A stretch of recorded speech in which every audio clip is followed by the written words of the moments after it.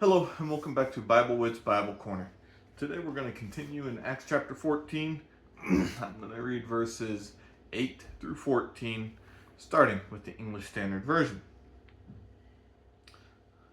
Now at Lystra, there was a man sitting who could not use his feet.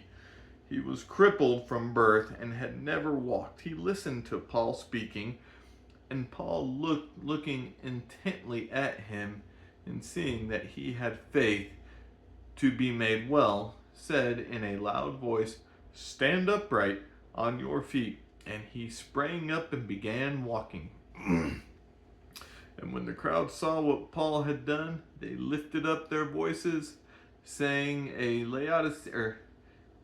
Lycaonian, saying in Lycaonian, "The gods have come down to us in the likeness of men." Barnabas they called Zeus, and Paul Hermes, because he was a chief speaker. And the priest of Zeus, whose temple was at the entrance of the city, brought oxen and garlands to the gates and wanted to offer sacrifices with the crowds. But when the apostles Barnabas and Paul heard of it, they tore their garments and rushed out into the crowd, crying out. New Century Version. In Lystra there sat a man who had been born crippled. He had never walked. As this man was listening to Paul speak, Paul looked straight at him and saw that he believed in God, or he believed God could heal him. So he cried out, "Stand up on your feet." The man jumped up and began walking around. When the crowd saw what Paul did, they shouted in the Lycaonian language, "The gods have become like humans and have come down to us." Then the people began to call Barnabas Zeus and Paul Hermes, because he was a main speaker. The priests in the temple of Zeus, which was near the city, brought some bulls and flowers to the city gates. He and the people wanted to offer a sacrifice to Paul and Barnabas. But when the apostles Paul and Barnabas heard about it, they tore their clothes. They ran among the people, shouting. Okay, so here again we have an example of verse breaks, chapter breaks, whatever you want to call it, that isn't quite placed very well, at least in my opinion. Because stopping at the end of 14, we're stopping mid-sentence, mid-thought.